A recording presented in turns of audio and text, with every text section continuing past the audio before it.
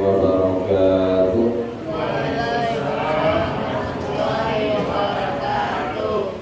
Alhamdulillah, alhamdulillahilladzi bi ni'matihi tatimmu shalihat. Walhamdulillahi ala kulli hal wa fi kulli hal. Walhamdulillahilladzi anzala as-sakinata fi qulubil mu'minin liyazdadu imanan ma'a imanihim. Wa ashhadu an la ilaha illallah wahdahu la syarika lah. Wa ashhadu anna sayyidana Muhammadan 'abduhu wa rasuluh alladzi la nabiyya wa rasula ba'dahu wa sallallahu alaihi wa ala alihi wa ashabihi wa baraka wa sallam. Amma ba'd, qala Allah ta'ala fi kitabihil karim, a'udzu billahi minasy syaithanir rajim.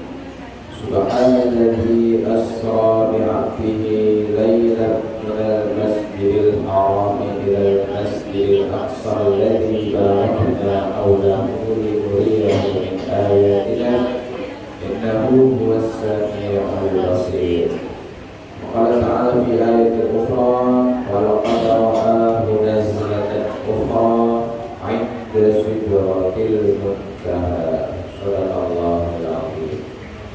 Bapak, ibu-ibu, hadirin wa hadirat, sedang jemaah salat Isya dan peringatan Isra dan Mi'raj Nabi Muhammad sallallahu alaihi wasallam. Rahimani wa rahimakumullah. Segala puji hanya bagi Allah yang kita senantiasa bersyukur kepadanya. Pada malam hari ini Allah mengumpulkan kita dalam berbagai kemuliaan. Kita dikumpulkan di tempat yang paling mulia, yaitu di masjid musholla, masjid surau, itu masjid dua sahabat. Setelah melaksanakan ibadah yang paling mulia, sholat fardu berjamaah di awal waktu, amalan yang paling dicintai Allah.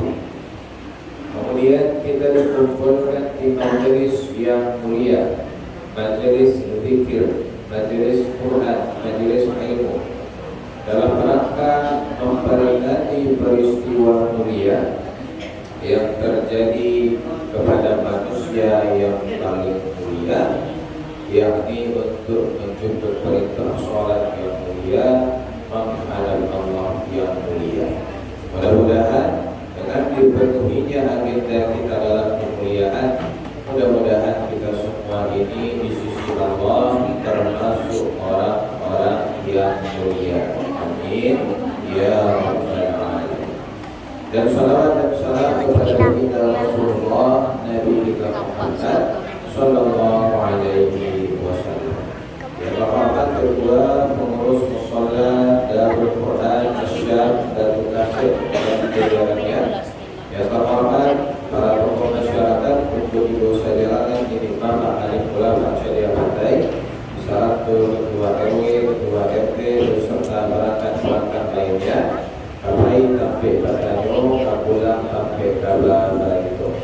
Yang terhormat ustaz-ustaz kita yang senantiasa standby mendampingi dan mengimami sholat-sholat kita, umumnya kepada seluruh jamaah, tidak disebut nama dan gelar, insya Allah kita semua dimuliakan Allah. Amin ya rabbal alamin. Lain sehat-sehat saja Bapak Ibu.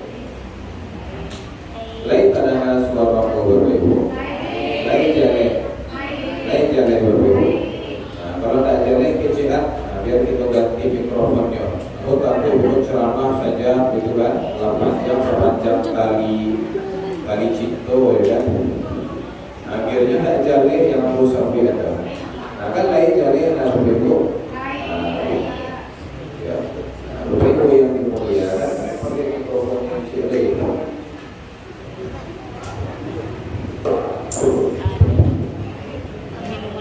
Cek.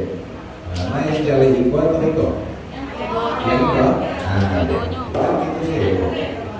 Sampaikan saja Bapak Ibu. Kalau didiamkan kan kita tidak tahu ya kan. Nah, kebanyakan ulang itulah. Nyo ada suatu keluhan tapi tidak disampaikan. Bahkan orang tak tahu.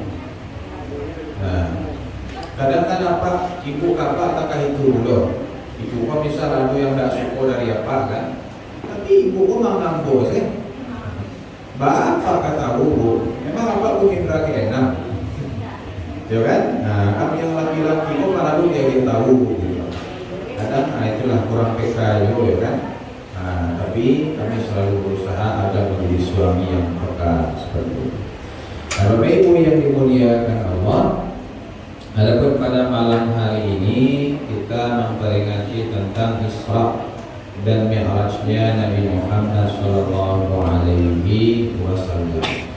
Nah, sebelumnya kita dudukkan dulu apa yang dimaksud dengan Isra dan Mi'raj. Nah, jadi istilah yang paling benarnya adalah Al-Isra wa Al-Mi'raj atau Al-Isra wal Mi'raj. Ada dua kata di situ, Al-Isra dan Al-Mi'raj. Al-Isra itu apa? Perjalanan di malam hari. Nah, Bapak Ibu, ini sebagaimana yang disampaikan Allah dalam Al-Quran surah Al-Isra ayat yang pertama. Nah, jadi kita ansur-ansur seketik Bapak Ibu. Nah, Allah Subhanahu wa taala berfirman, "A'udzubillahi minasyaitonirrajim. Subhanalladzi asra bi'abdihi." Maha suci Tuhan, maha suci Dia yang memperjalankan hambanya lailan di malam hari. Nah, kita garis bawahi, jadi Nabi itu diperjalankan oleh Allah, bukan beliau yang jalan-jalan sulam, tapi diperjalankan oleh Allah. Artinya Isra dan Mi'raj ini adalah salah satu tanda kebesaran Allah. Nah, maka orang yang menolak peristiwa ini berarti dia menolak kebesaran Allah. Nah, diperjalankan oleh Allah di malam hari dari mana? Minal Masjidil Haram, dari Masjidil Haram. Di manakah Masjidil Haram itu? Di kota Makkah. Kota Makkah itu di mana? Di Jazirah Arab. Nah, kalau sekarang namanya Saudi Arabia. Nah, Bapak Ibu jangan anggap dari dulu namanya Saudi Arabia. Nah, itu nama yang kini. Bahkan namanya Saudi Arabia, Arab Saudi, karena dikuasai oleh dinasti Saud. Nah, itu makanya namanya Saudi Arabia gitu. Kalau dulu namanya ya Arab saja, Jazirah Arab, semenanjung Arab. Nah, di situ letaknya Masjidil Haram. Kemana diperjalankan? Ilal Masjidil Aqsa. Ke Masjidil Aqsa. Masjidil Haram letaknya di kota Makkah. Sedangkan Masjidil Aqsa ini di kota mana letaknya? Kota. Sejak kapan Palestina itu kota apa Ibu? Setahu aku Palestina itu negara. Sejak dulu jadi kota. Nah, kota mana? Ini PR penting bagi kita, catatan penting Bapak Ibu. Kita tidak tahu di kota mana Masjidil Aqsa berada. Nah, bagi tahu Bapak Ibu. Jadi ada 3 tempat suci umat Islam. Masjidil Haram itu di kota Makkah. Yang kedua, Masjid Nabawi itu di kota Madinah. Keduanya terletak di semenanjung Arab, di Jazirah Arab. Yang ketiga, Masjidil Aqsa itu terletak di kota Al-Quds. Apa namanya? Al-Quds. Apa nama lainnya? Baitul Maqdis. Nah, itu nama kotanya. Apa arti Al-Quds? Yang suci. Ada salah satu nama Allah di Asmaul Husna, Al-Quddus. Al-Quddus, Baitul Muqaddas, Baitul Maqdis, itu berarti berasal dari akar kata yang sama. Artinya adalah yang suci. Nah, jadi kalau ditanya Bapak Ibu, yang Palestina itu dijawab soalnya, ya kan? Di kota mana Masjidil Aqsa? Itu bukan di kota Palestina. Galak orang Palestina dulu, ya kan? Assalamualaikum membantu kami, dianggap kami itu kota gitu. Palestina itu negaranya, adapun kotanya adalah kota Al-Quds. Ustaz, tapi kami pernah dengar nama kotanya enggak Al-Quds, Ustaz, Yerusalem. Nah, si Bapak Ibu pernah dengar Yerusalem, ya kan? Yerusalem itu juga nama daripada kota Al-Quds tersebut, tapi kita tidak pakai nama yang itu. Nah, Yerusalem itu nama yang dipakai sama orang Yahudi Nasrani. Kita menamainya sebagaimana Nabi dan para sahabat menamainya. Nabi menamainya Al-Quds, kota suci, Baitul Maqdis. Nah, maka seperti itu pula kita menamai kota suci tersebut. Nah, Bapak Ibu yang mulia, kita lanjutkan. Nah, diperjalankan minal Masjidil Haram ilal Masjidil Aqsa alladzi barakna haulahu. Yang Masjidil Aqsa itu kami berkahi sekelilingnya. Nah, jadi negeri Palestina itu kata Allah itu kami berkahi sekelilingnya. Kenapa? Karena memang para nabi dan rasul itu banyak diturunkan di sana. Mereka lahir di sana, mereka besar di sana, bahkan mereka mati dan dikuburkan di sana. Itu makanya berkah negeri Palestina itu. Lebih banyak nabi di Palestina daripada di Jazirah Arab, Bapak. Kalau di Jazirah Arab yang kita ketahui dari 25 nabi dan rasul hanya Nabi Salih, Nabi Syuaib dan Nabi Muhammad. Nah, itu saja. Tapi yang di Palestina Ibrahim, kemudian Nabi Ishak, Nabi Yakub, Yusuf, Sulaiman, Daud, Yunus, Zakaria, Yahya, Isa. Yunus enggak. Zakaria, Yahya, Isa. Pokoknya nabi dan rasul itu banyak Allah turunkan di bumi Palestina. Makanya berkah. Nah, Bapak Ibu yang dimuliakan, dan apa tujuan perjalanan Isra itu? Linuriyahu min ayatina, untuk menunjukkan kepada Nabi tanda-tanda daripada kebesaran kami. Innahu huwas samiul basir. Allah itu maha mendengar lagi maha mengetahui. Nah, Bapak Ibu, jadi inilah yang dimaksud dengan Isra. Diperjalankan di malam hari. Tapi perjalanannya dari bumi yang satu ke bumi yang lain, horizontal, datar. Sedangkan Al-Mi'raj apa artinya? Kenaikan, pengangkatan. Nah, diangkat Nabi, dimi'rajkan, dinaikkan seperti itu. Nah, dinaikkan dari mana?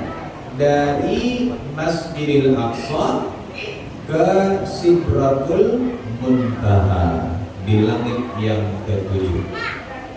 Nah, inilah yang dimaksud dengan Al-Mi'raj. Nah, tapi Ustaz, di ayat yang Ustaz bacakan tadi, yang Isra-nya saja tidak ada disebut Mi'rajnya. Di Quran surah Al-Isra ayat 1 itu laisa bana Mi'raj waduh, Ustaz. Jangan-jangan Isra saja tidak ada Mi'rajnya.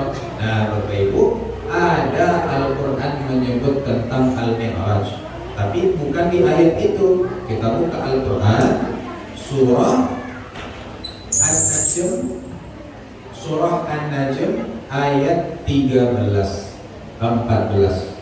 Nah, Allah Subhanahu wa taala menceritakan wa laqad ra'ahu nazlatan ukhra.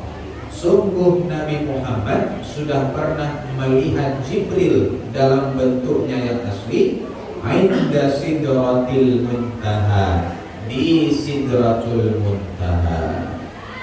Nah, kira-kira bila Nabi bersuara ke Jibril pas di sidratul muntaha, Bapak Ibu, ketika peristiwa Mi'raj.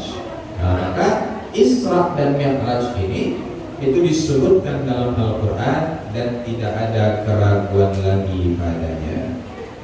Nah, Bapak Ibu yang dimuliakan, maka dua peristiwa ini itu memang peristiwa yang sepaket, tapi dia beda. Yang Isra horizontal, yang Mi'raj vertikal. Nah, jadi kita sebut sebagai Isra dan Mi'raj, bukan Isra Mi'raj. Nah, boleh pengurus ya kan, Ustaz, gua Isra Mi'raj hari apa Ustaz? Hari Jumat malam misalnya kan. Nah, itu kok kecil aja kata ibu. Dia pun menaruh kemampuan untuk tambah kalangi lebar aja. Kita Isra Mi'raj kayaknya, tidak memperingati Isra Mi'raj sudah. Nah, kita Isra Mi'raj Ustaz gue. Hebat mana pengurus kau ya kan? Habis ini Isra Mi'raj memperingati Isra dan Mi'raj. Nah, Bapak Ibu yang dimuliakan Allah Subhanahu wa taala. Bagaimana kronologi peristiwa Isra wal Mi'raj tersebut? Nah, kita ulas dari awal. Nah, Bapak Ibu, Nabi menceritakan dalam hadis yang panjang yang diriwayatkan oleh Imam Al-Bukhari dan Imam Muslim. Apa kata Nabi Shallallahu Alaihi Wasallam? Nah, jadi awalnya peristiwa Isra Mi'raj itu Bapak Ibu, ketika itu ya, atau kita ceritakan lebih awal lagi lah. Jadi sebelum terjadinya peristiwa Isra dan Mi'raj, Nabi mengalami amul huzni. Apa artinya? Tahun kesedihan. Nabi kehilangan istri beliau atau paman beliau. Ya. Itu waktunya berdekatan.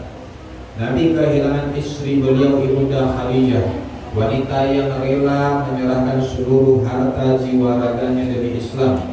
Sampai-sampai di akhir hayatnya, wahai Rasulullah, andai kaum muslimin membutuhkan tulang-tulangku untuk membangun jembatan supaya bisa melewati sungai-sungai, maka pakailah. Nah, seperti itu cintanya Ibunda Khadijah kepada Islam membuat Nabi sangat mencintai beliau, ya, dan terharu dengan bagaimana pengorbanan beliau yang luar biasa. Nah, bukan hanya itu Bapak Ibu, bahkan paman beliau Abu Thalib yang menjadi benteng utama pertahanan melawan kaum kafir Quraisy juga dipanggil oleh Allah. Nah, maka dua orang yang menjadi supporter utama beliau dipanggil Allah dalam waktu yang berdekatan. Nah, di sini Allah hendak menunjukkan juga kepada Nabi bahwasanya hanya Allah tempat bersandar. Tidak bisa kita bersandar kepada makhluk. Makhluk itu sementara, sedangkan Allah itu selamanya. Nah, maka Nabi mengalami kesedihan yang luar biasa. Sejak wafatnya Abu Thalib, semakin parah gangguan orang kafir Quraisy. Dulu ketika Abu Thalib masih hidup, mereka tidak berani main fisik, Pak. Tapi setelah Abu Thalib wafat, mereka sudah mulai berani main fisik kepada Nabi. Nah, ini membuat Nabi sangat sedih, sampai-sampai Nabi tidak betah lagi di Makkah. Nah, Makkah pun tidak nampak kayak ada penyebab di situ. Akhirnya Nabi mencoba peruntungannya, pergilah beliau berdakwah ke kota Taif. Nah, harapan Nabi di kota Taif mendapatkan sambutan yang hangat, mendapatkan penerimaan dari orang sana. Tapi justru yang terjadi sebaliknya, orang Taif yang kurang ajar pada orang Makkah. Di Taif Nabi itu sampai diazab, dilempar dengan batu, ditinju, ditendang, dipukul sampai berdarah-darah. Nabi kita yang mulia itu sampai berdarah-darah dibikin oleh orang Taif tersebut. Nah, maka Nabi pun dalam keadaan tertatih-tatih, beliau pun menyelamatkan diri lalu duduk di sebuah pohon. Bapak Ibu yang dimuliakan, Allah pun mendatangkan ke hadapan Nabi seorang malaikat penjaga gunung. Apa kata malaikat ini? Nah, Rasul menceritakan, "Fanadani malakul jibal fasallama alayya." Datanglah kepadaku malaikat gunung, lalu dia mengucapkan salam kepadaku. "Tsumma qala ya Muhammad." Lalu dia berkata, wahai Muhammad, Inna Allah qad sami'a qawla qaumika lak. Sungguh Allah telah mendengar ucapan orang-orang Taif itu kepadamu. Wa ana malakul jibal, dan aku adalah malaikat gunung. Wa qad ba'athani rabbuka ilaika lita'murani bi amrik. Dan Tuhan memerintahkan kepadaku untuk menuruti perintahmu. Apapun yang engkau perintahkan akan aku lakukan. Fama syi'ta, maka apa yang kau inginkan wahai Muhammad? In syi'ta an atbiqa alaihimul akhsyabain fa'alt. Kalau kau perintahkan aku hancurkan Taif itu dengan dua-dua gunung, niscaya akan aku lakukan. Nah, kalau Bapak Ibu kira-kira lakukan tinju di orang Taif, lakukan lempar, lakukan smackdown, lakukan macam-macam lah di orang itu, ya kan? Ibu malaikat gunung menawarkan kita hancurkan penduduk Taif itu, apa kira-kira Bapak Ibu? Capek-lah, tak usah 2 gunung, 5 gunung sekaligus itu, ya kan? Jadi kita yang sangat lemah ini, yang sangat dikuasai oleh hawa nafsu, tapi tidak dengan Nabi Sallallahu Alaihi Wasallam. Faqala Nabi Sallallahu Alaihi Wasallam, bal arju an yukhrijallahu min aslabihim. Justru aku berharap mudah-mudahan dari keturunan mereka, anak cucu mereka, man ya'budullaha wahdahu la yusyriku bihi syai'a, akan lahir orang-orang yang menyembah Allah dan tidak mempersekutukan Allah dengan sesuatu apapun. Nah, memang Nabi melihat yang orang-orang gaya itu kayaknya tidak ada peluang, tapi yang keturunannya masih ada peluang untuk diajarkan kebaikan-kebaikan seperti itu. Mungkin orang-orang tuanya sudah jauh ke dalam sifat jahiliyah, tapi anak-anaknya masih punya peluang, maka Nabi pun tidak membalas dendam kepada orang-orang Taif. Bapak Ibu yang dimuliakan, kira-kira doa Nabi terkabul atau tidak? Harapan Nabi tadi terkabul atau tidak?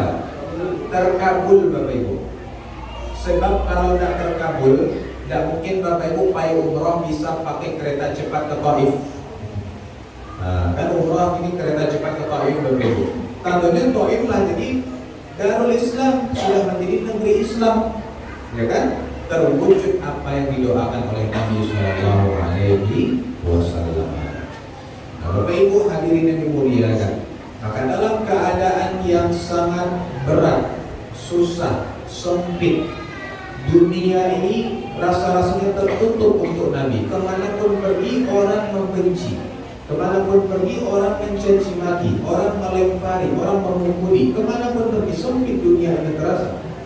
Maka Allah bukakan pintu langit kepada Nabi kita Sallallahu Alaihi Wasallam. Nah, kita beralih ke hadis yang lain Bapak. Nabi Sallallahu Alaihi Wasallam menceritakan, hadisnya panjang Bapak Ibu. Nah, telah menceritakan kepada kami Nabi Sallallahu Alaihi Wasallam, baina ana 'inda baiti bainan na'am wal yaqdhan. Ketika aku berada di dekat Baitullah, aku berada di dekat Makkah, dalam keadaan antara tidur dan terjaga. Faqidu yuqastin min dhahabin mulia hikmatan wa imanan. Lalu datanglah malaikat membawa sebuah bejana dari emas yang dipenuhi hikmah dan iman.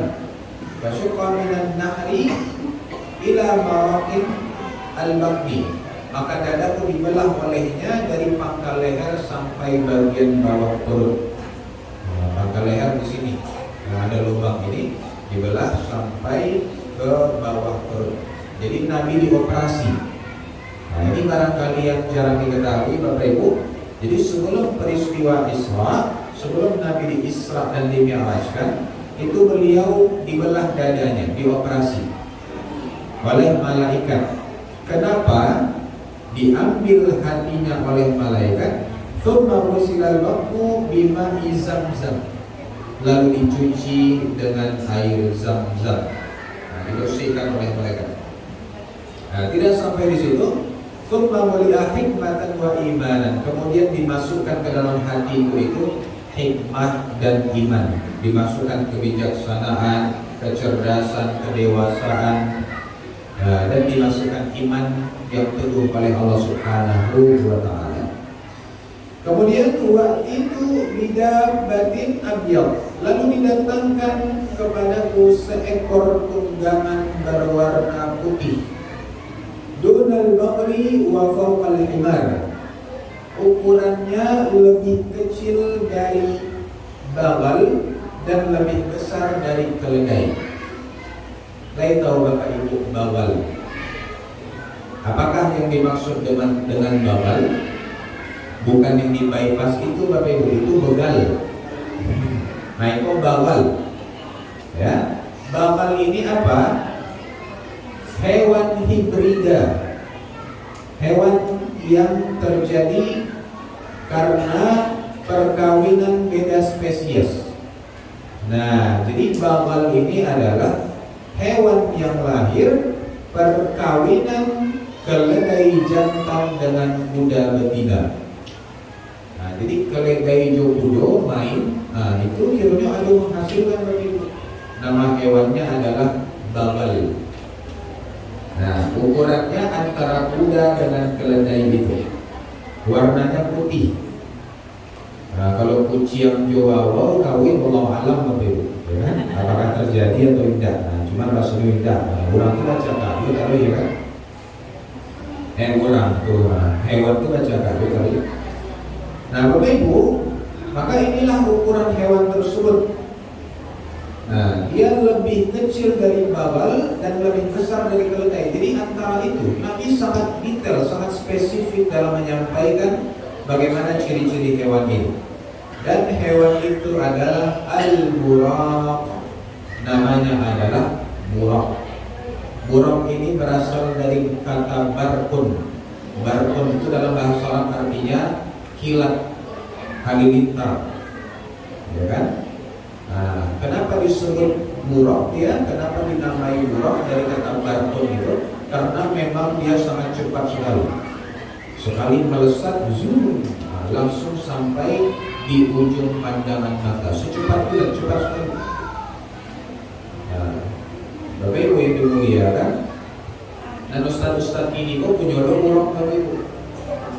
Ya, ustaz-ustaz ini punya buraq, dan buraq itu akan keluar kalau ustaz kok misal azan jam 6.30, ustaz kok diminta ngisi ceramah, kami telepon 6.25.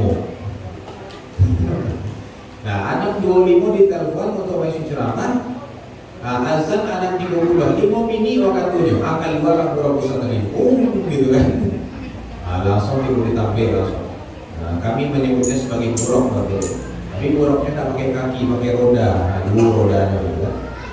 Nah, yang Valentino Rossi kalah Valentino Rossi gitu. Nah, jadi saat ini kalau banyak yang bisa menjadi pembalap gitu ya. Nah, karena desakan tadi. Tapi Ibu yang dimuliakan, fanqalaqtu ma'a Jibril hatta ataina as-sama'ad dunya. Maka aku pun berangkat bersama Jibril alaihi salam. Nah, dimulailah perjalanan antara Nabi bersama malaikat Jibril. Kemana saja mereka Bapak Ibu?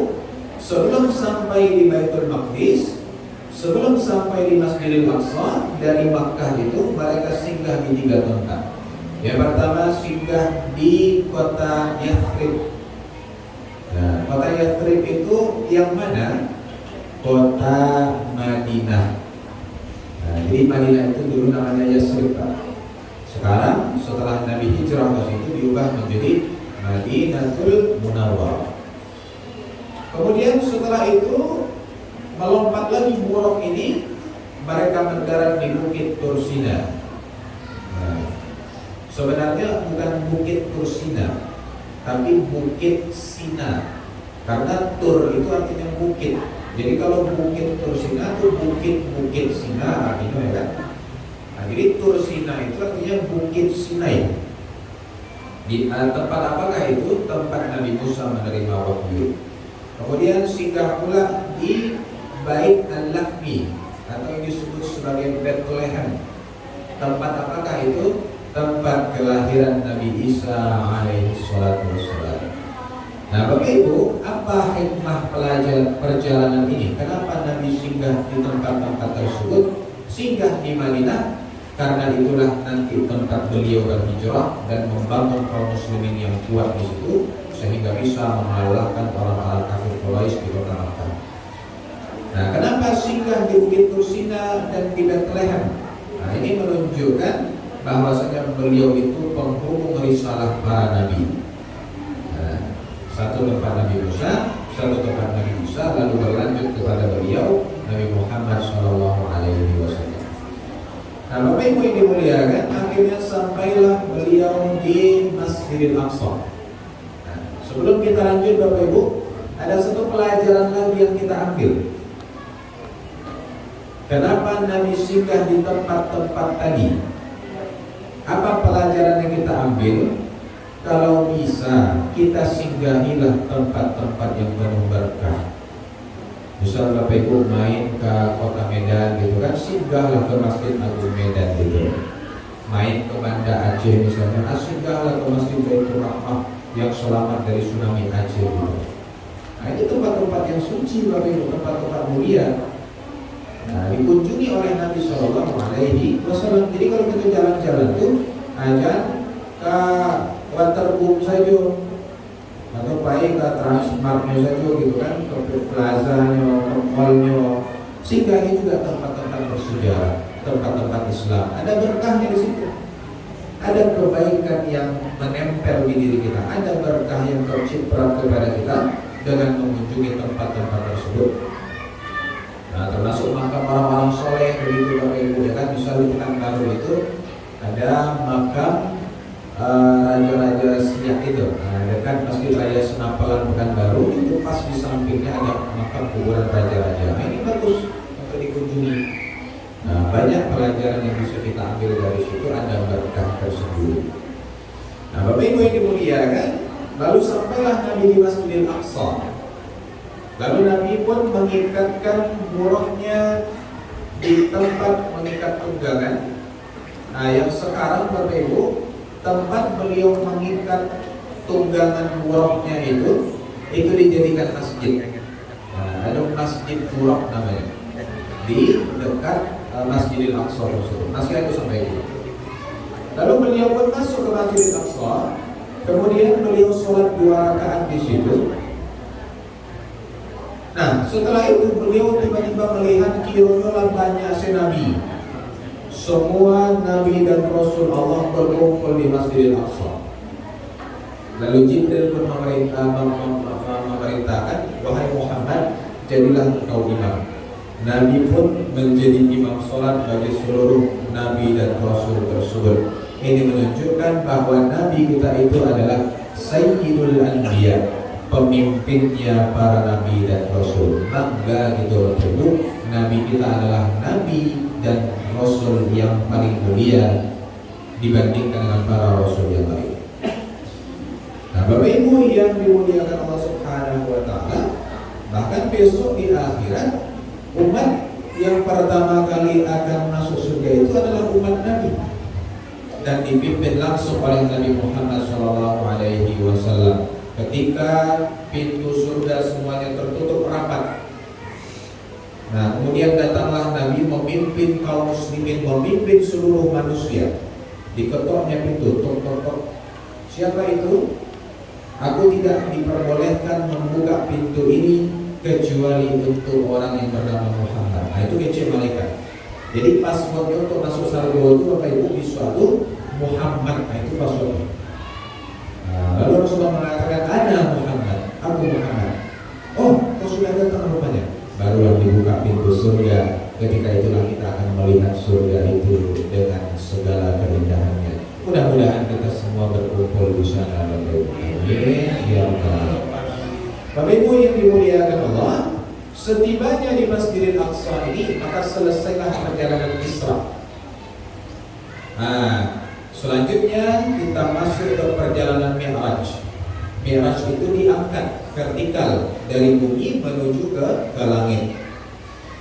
Nah, tempat Nabi Jibril buruk itu pijakan mereka ketika mereka akan terbang menuju ke langit itu ada sampai sekarang.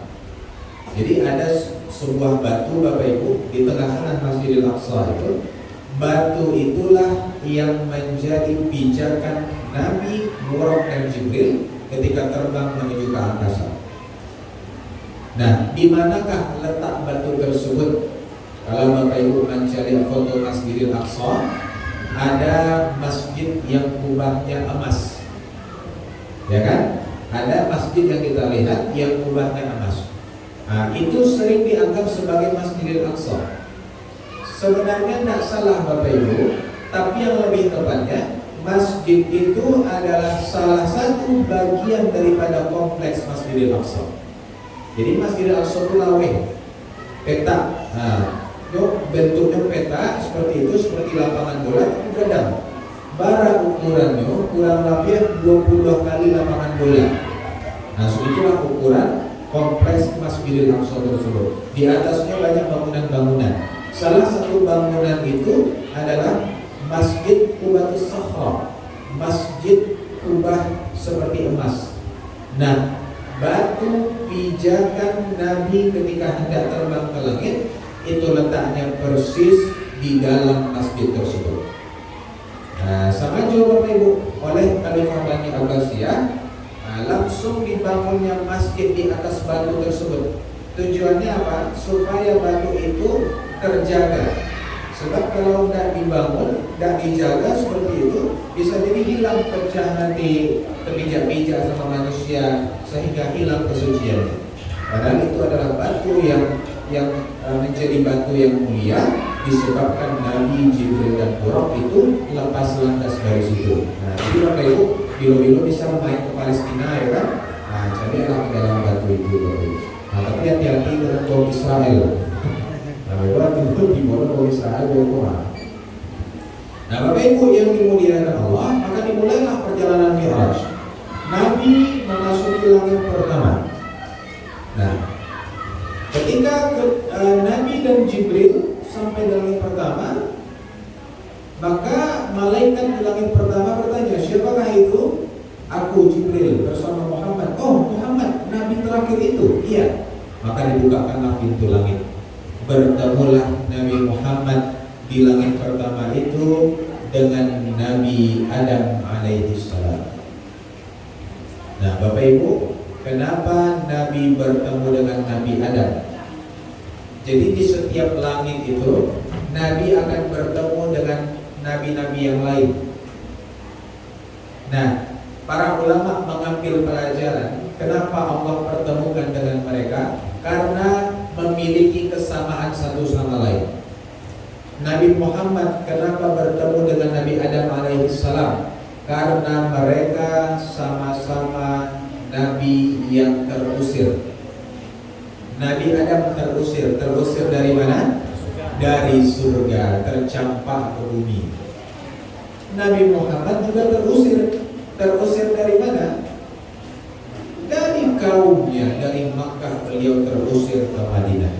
Memang perintah hijrah itu perintah Allah Bapak Ibu. Tapi kan memang kaumnya pun tidak mengharapkan kehadiran Nabi. Dan ini juga yang disampaikan oleh Waraqah bin Naufal, sepupunya Ibunda Khadijah. Ketika pertama kali Nabi bertemu dengan Jibril, Nabi ketakutan. Apa kata Ibunda Khadijah? Mari kita datang kepada sepupu Waraqah, mungkin dia tahu tentang hal ini. Maka apa kata Waraqah? Wahai Muhammad, sungguh engkau menjadi nabinya umat ini, maka bersiaplah, engkau akan diusir oleh kaum. Apa? Aku akan diusir oleh kaumku, kata Nabi.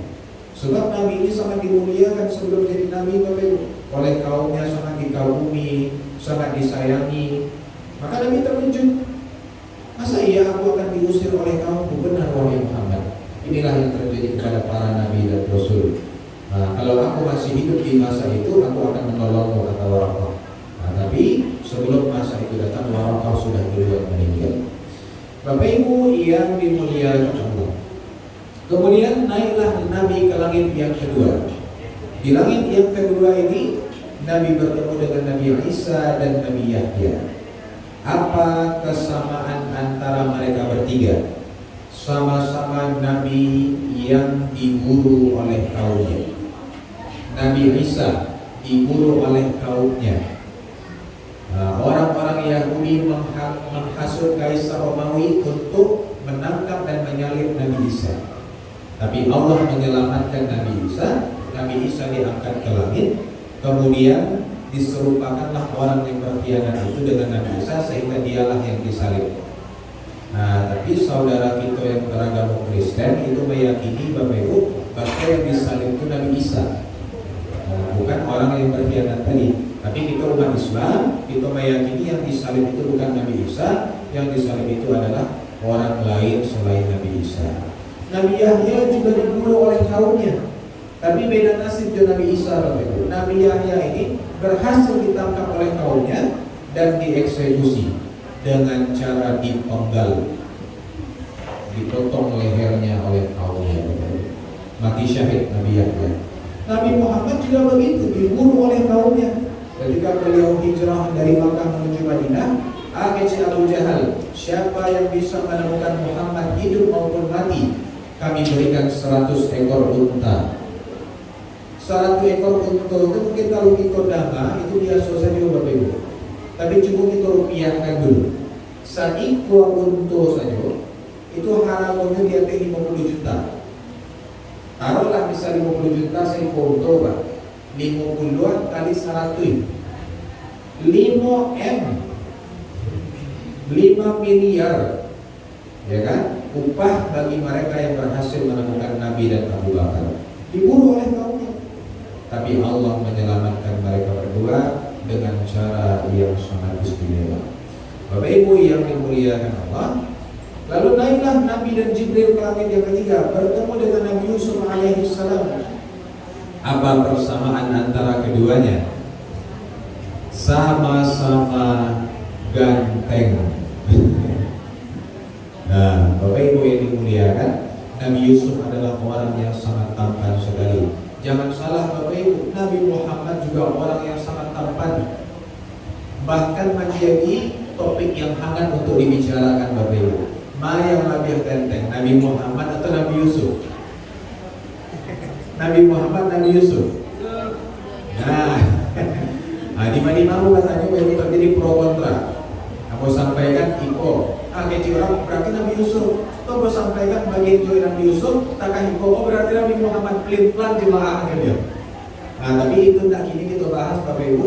Mudah-mudahan bisa ada kesempatan maulid, pas maulid Nabi, insya Allah ini momen yang tepat untuk membahas. Nah, sebab maulid Nabi itu memang momen untuk membahas tentang Nabi Shallallahu Alaihi Wasallam. Yang jalih dua-duanya sama-sama ganteng.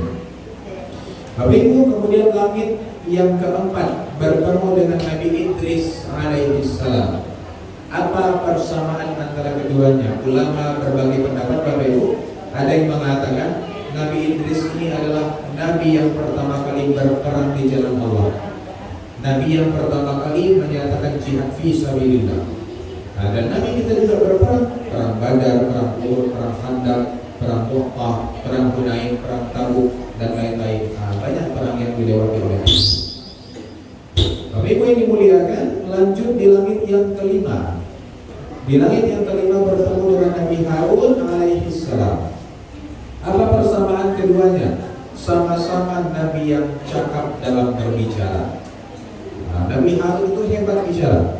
Sampai-sampai akhirnya Nabi Musa, ya Allah, aku akan hadapi Fir'aun, tapi mohon izin aku ingin bersama saudaraku Harun, karena Harun itu ngomongnya lebih fasih daripada aku. Dia pandai ngomong. Nah, Nabi itu pandai bicara Bapak Ibu. Kata-kata beliau itu sangat indah untuk didengar, enak didengar telinga. Dan ini juga yang membuat banyak pengikut beliau. Nah, kemudian langit yang keenam bertemu dengan Nabi Musa alaihissalam. Apa persamaan keduanya, Nabi Musa dan Nabi Muhammad? Nah, sama-sama Nabi yang diuji oleh kaumnya. Bani Israel itu Bapak Ibu, jangan Bapak Ibu anggap orang Israel itu orang Israel itu tak itu yo. Dari zaman Nabi Musa tak itu bu. Mada. Bahkan dalam satu riwayat dan dalam Al-Quran disebutkan Bapak Ibu, ketika Nabi Musa dan Bani Israel sampai di Palestina, lah selamat doa dari Fir'aun, lah lewat di laut yang terbelah tadi, nampaklah oleh mereka Rupanya Palestina itu dijaga oleh orang-orang yang kuat kekal. Orang sedang berjaga-jaga di situ. Kece Bani Israel, Bapak Ibu, wahai Musa, kalahkanlah orang-orang yang kuat itu. Pergilah engkau bersama Tuhanmu. Kami akan duduk menunggu di sini. Bayangkan Bapak Ibu. Maka itulah durangkonya Bani Israel. Pergilah hadapi sendiri dengan Tuhan orang-orang kuat itu. Kami duduk-duduk menunggu di sini. Nah, kalau aman, baru kami masuk di sini. Nah, itu Bani Israel. Tapi Nabi Musa sabar banget. Nah, Nabi Muhammad juga itu juga pernah Nabi kita Muhammad ketika pembagian harta rampasan perang, ada yang menganggap Nabi tidak adil. Nyoketnya kayak gitu. Ya Muhammad, adil. Wahai Muhammad, adillah dalam membagikan. Oke, langsung bahas perasaan Nabi Bapak Ibu. Apa sih Nabi? Kalau aku tidak adil, siapa yang lebih adil pada boleh? Jadi mereka menganggap Nabi itu tidak adil seperti itu. Nah, dikhianati oleh kaumnya, diuji oleh kaumnya. Nah, maka Nabi pernah mengatakan, sungguh Musa diuji lebih berat daripada ini dan dia tetap bersabar. Kemudian langit ketujuh bertemu dengan Nabi Ibrahim alaihi salatu wassalam. Keduanya apa persamaannya? Nabi yang sangat dekat dengan Allah Subhanahu wa ta'ala. Makanya Nabi Muhammad dijuluki sebagai Habibullah, kekasihnya Allah. Sedangkan Nabi Ibrahim dijuluki sebagai Khalilullah. Apa arti Khalil itu Bapak Ibu? Bestie, bahasa itu bestie. Jadi Khalilullah itu artinya bestinya Allah. Nah, Bapak Ibu yang dimuliakan, kalau sampailah Nabi ke Sidratul Muntaha, kemudian beliau pun menerima perintah sholat. Nah, pada waktu itu Bapak Ibu 50 waktu. Nah, lalu Nabi pun turun. Ketemu Nabi Ibrahim. Nah, Assalamualaikum, waalaikumsalam. Ketemu Nabi Musa di langit ke-6. Wahai Muhammad, dari mana tadi? Dari Aceh, izin Nabi. Maka situ menerima perintah sholat. Barada pe dari Tuhan 50 waktu. Ondai Muhammad takkan talodai. Umay angkuro. Umay angku kete-kete malih-malih. Takkan talodai 50 waktu. Umay angku se wa Bani Israel yang kue yang kekal, yang lebih gadang moninya dari main kau dah sanggup 50 waktu. Amintalah korting dari Allah Ta'ala kate lain. Nah, itu Nabi Muhammad berpikir, jujur dah, cukup lalu cik Nabi. Akhirnya pergi Nabi ke atas lagi Bapak Ibu.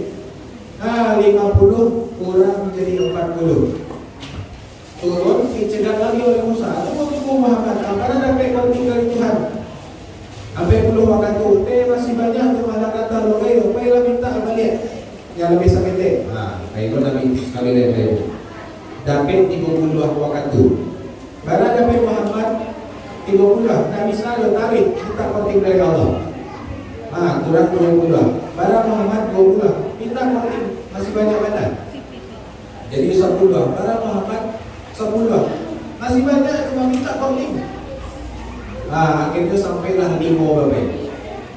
Setelah sampai 5 waktu sehari semalam, ditanya lagi oleh Musa, pada dapat Muhammad, pada dapat kurangnya, ini diperintahkan 5 oleh wahai Musa. Masih banyak cuma Muhammad 5 itu masih banyak dulu, cuma ada kan taruh rumah aku doh. Nah, minta lapor timbalian ke Musa. Tapi jawab Nabi, Allah tuh Musa malu aku minta korting dari. Nah, insya Allah aku terima dan 5 kok, insya Allah umay aku kalau melaksanakannya begitu.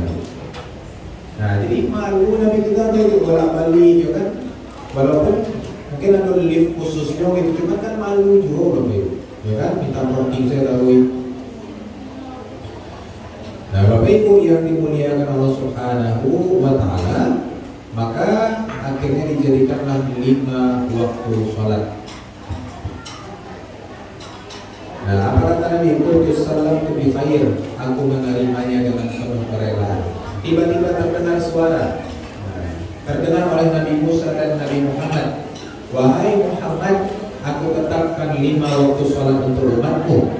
Namun 5 waktu sholat ini kalau dilaksanakan pahalanya seperti 50.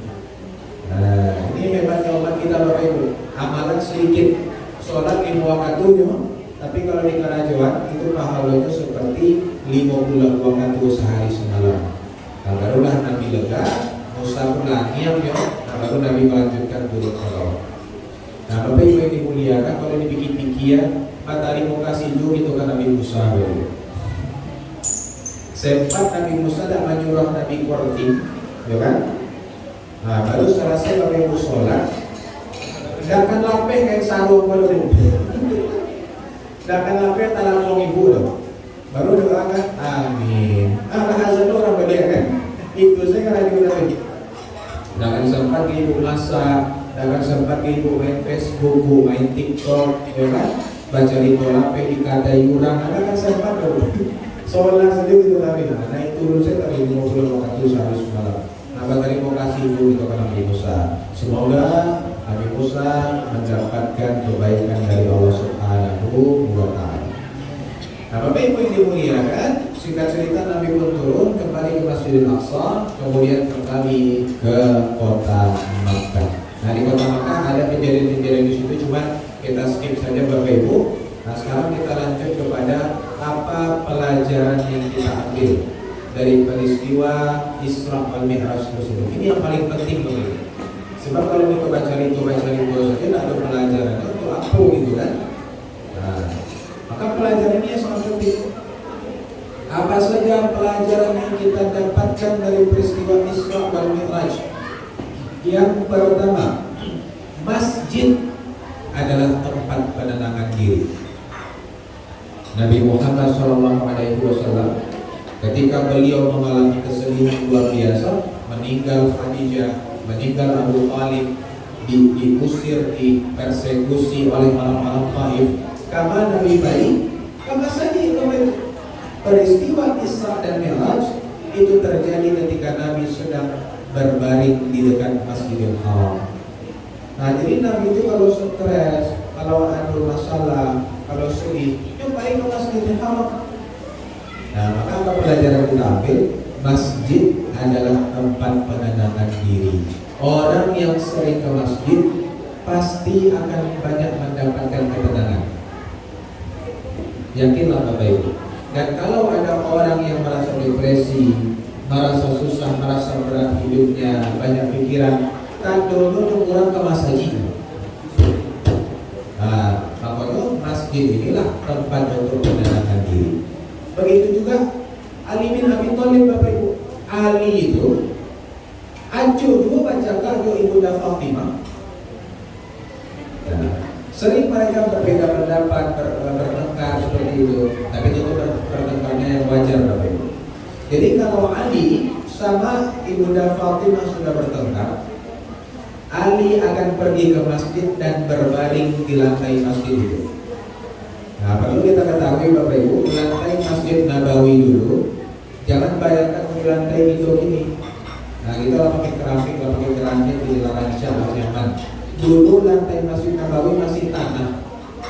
Jadi Ali itu, kalau dia bertengkar dengan Ibunda Fatimah, dia akan berbaring di lantai Masjid Nabawi sehingga dia pun penuh dengan tanah. Datang Nabi, ya Abu Turab, kata Nabi, wahai kamu orang yang bertanah, kata Nabi. Nah, jadi Nabi itu kadang memanggil Ali itu Abu Turab, kata Ibu. Nah, sebab beliau itu sering baring di tanah masjid, di lantai masjid, sehingga badannya pun terkotori oleh tanah. Nah, jadi Bapak Ibu, masjid itu tempat menenangkan diri. Kalau Bapak Ibu aku misal berdebat di rumah, baca tak beda pendapat, tidak usah dilanjutkan. Sebelum nampak Bapak Ibu piring tabang, galih tabang, kulkas tabang, galon tabang gitu kan, asal tabang seluruhnya. Nah, ajak itu hentikan, kita stop. Yang surang pai ke masjid, cubolah Bapak Ibu, apalah cubo. Masuk saja ke dalam masjid, alun sholat, masuk saja ke masjid, lah tentram jiwa, luluh hati langsung, hilang ego yang tinggi tadi. Rasul niung kamana, Rasul tak niung kalah, langsung runtuh. Langsung tenang hati kita, langsung sadar nih aku yang salah ini, aku yang terlalu kaya tadi, aku yang tadi dinasihati tadi, langsung sadar itu hebatnya masjid, tempat yang berkah. Nah, kalau ada masalah Bapak Ibu, pergilah ke masjid. Anda harus sholat di berdua sendiri di situ. Kata Rasul di kota jiwa luar biasa. Masjid ini bukan tempat main, ini tempat istimewa. Nah, Bapak Ibu yang dimuliakan Allah. Jadi kemas haji mainnya Bapak Ibu bukan malah meminum air sinkhol. Nah, ada apa Bapak Ibu kabarnya? Hah? Sinkhol yang Bapak Ibu buang ini. Runtuh tanah keluar air dari situ. Dianggap itu air yang suci, air yang mulia. Sang Wambo Bapak Ibu orang-orang yang tengah itu orang-orang di Pulau Semarang saja. Kironya orang awal tengah itu pulau gitu. Malu gitu loh. Kemudian yang kedua, pelajaran kita ambil, orang yang sabar akan diangkat Allah pada derajat yang tinggi. Lihat Nabi kita SAW, ketika beliau diazab di dunia, tertutup pintu dunia untuk beliau sampai dunia kota Rasul, tidak ada yang menerima beliau. Kamar-kamar karena usia, maka terbukalah pintu langit yang selebar-lebarnya dan diangkat beliau ke tempat yang setinggi-tingginya. Bahkan Jibril saja itu tidak bisa ikut kata Sidratul Muntaha. Muhammad aku sampai siku talo lanjut lampu kate. Pak Jibril kalau aku ikut kate, aku hancur beko, binasa Muhammad. Nah, Nabi kita sampai di titik yang paling tinggi yang tidak ada makhluk yang sampai ke situ Bapak. Siapa yang sabar karena Allah itu pijak-pijak dia di dunia, direndahkan di dunia, di sisi Allah ditinggikan setinggi-tingginya. Nah, maka orang yang sabar itulah pemenang yang sebenarnya Bapak. Apa kata Nabi dalam hadis? Innan nasra ma'as sabar. Sesungguhnya kemenangan itu datang bersama kesabaran. Aku bagi contoh sederhana Bapak Ibu, bagaimana sabar itu mendatangkan kemenangan. Bapak Ibu kalau nonton bola, Bapak kan suka nonton bola Pak. Kalau kita cari apa main bola, terutama di Indonesia, ya kan? Kalau main misal tim A lawan tim B, tim B itu kalah 3-0. Kalau babak kedua lah milik ke anak muda, lah kalah 3-0. Biasanya kalau lah kalah 3-0, tim yang kalah itu lah bola yang kajar deh, kaki orang yang kajar deh, ya kan? Salto pemain itu juga. Bola disibuk, orang pun yang kajar, bola yang kajar. Sifat lah, smackdown lah, sundul, yang terjang. Akhirnya kartu merah. Nanti lawan itu menggolkan juga tapi 3-0, sampai 0, 5-0, 6-0, 7-0. Kalah 7-0 memalukan. Hari tambah pula pemain banyak kartu merah. Pulang dengan sangat malu. Tapi seandainya sabar pemain yang kalah 3-0 tadi Bapak Ibu. Kalau kalah 3-0 lah, lalu kedua mini kanan puluh, tapi tetap sabar. Sabar, tahan diri, jangan sampai emosi, jangan sampai terpancing. Tetap fokus pada rencana, fokus pada strategi, bermain dengan profesional. Yang 3-0 tadi bisa jadi 3-1, 3-2, 3-3, 3-5, comeback menang. Menang itu adalah kunci kesabaran. Untuk Bapak Ibu, mungkin tidak sabar lah, hampir di Indonesia itu tidak jauh masuk Piala Dunia. Karena hobi mengajak kaki orang tadi Pak, tidak fokus pada permainan, udah mana termancing emosi.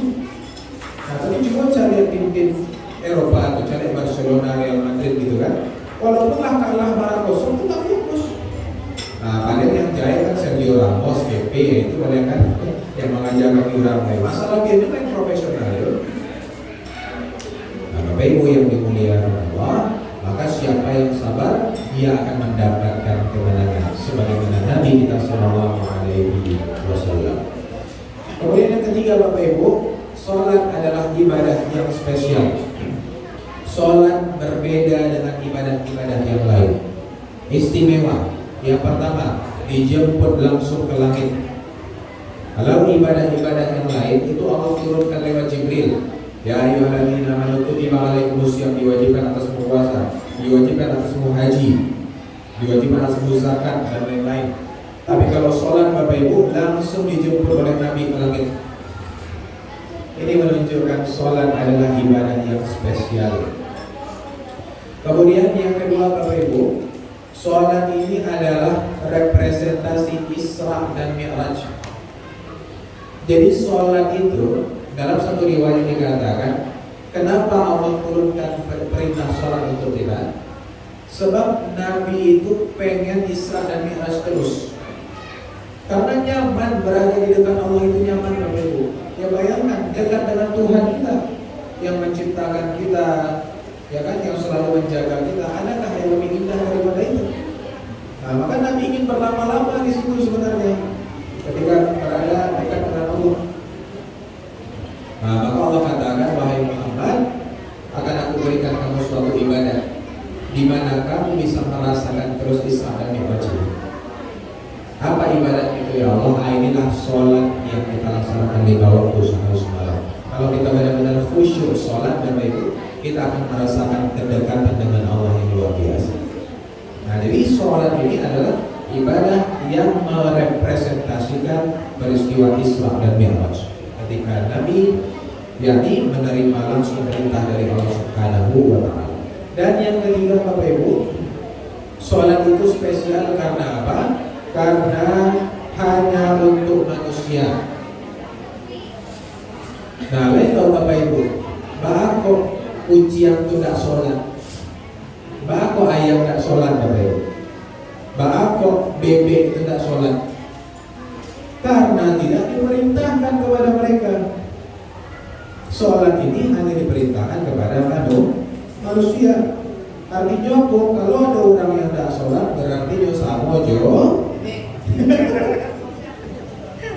Nah, nanti ya Bapak Ibu kasih tuh bayinya ya kan? Nah, dia manusia yang sholat. Kalau tidak sholat berarti dia sudah meniru makhluk yang bukan manusia.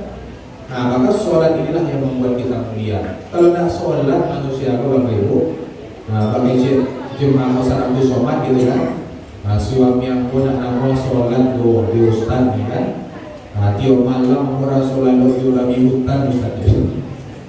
Nah, selalu di babi hutan gitu ya Bapak Ibu. Nah, lalu di suami yang tidak mau sholat. Kemudian yang keempat Bapak Ibu, pelajaran terakhir yang kita ambil, tempat suci umat Islam itu bukan hanya Masjid Nabawi di Madinah, Masjidil Haram di Makkah, tapi ada Masjidil Aqsa di Al-Quds di kota Palestina. Maka jangan kita lupakan ini Bapak Ibu. Makanya Allah sampaikan dalam Al-Quran seperti itu. Ini menunjukkan Masjidil Aqsa itu bukan tempat yang biasa saja, itu tempat suci umat Islam juga. Dan inilah yang hari ini sedang diperjuangkan oleh saudara kita di Palestina. Dengan harta, dengan darah, dengan apapun yang mereka miliki, mereka sekuat tenaga mempertahankan Masjidil Aqsa. Nah, jadi seharusnya Bapak Ibu, kita bukan kasihan kepada mereka, mereka yang kasihan kepada kita. Apa yang kita lakukan untuk Masjidil Aqsa?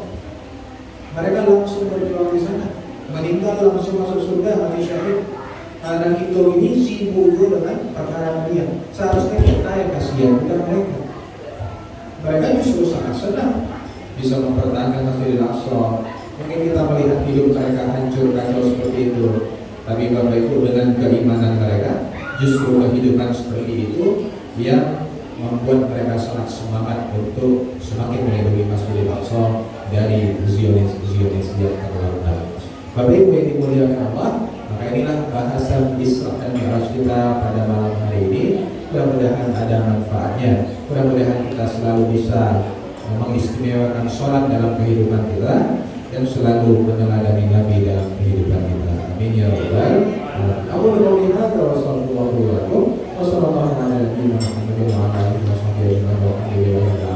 Subhanallah wa bihamdihi asyhadu an la ilaha illa anta astaghfiruka wa atubu ilaik. Terima kasih Bapak Ibu, banyak maaf. Wassalamualaikum warahmatullahi wabarakatuh. Innallaha wa malaikatahu yusholluna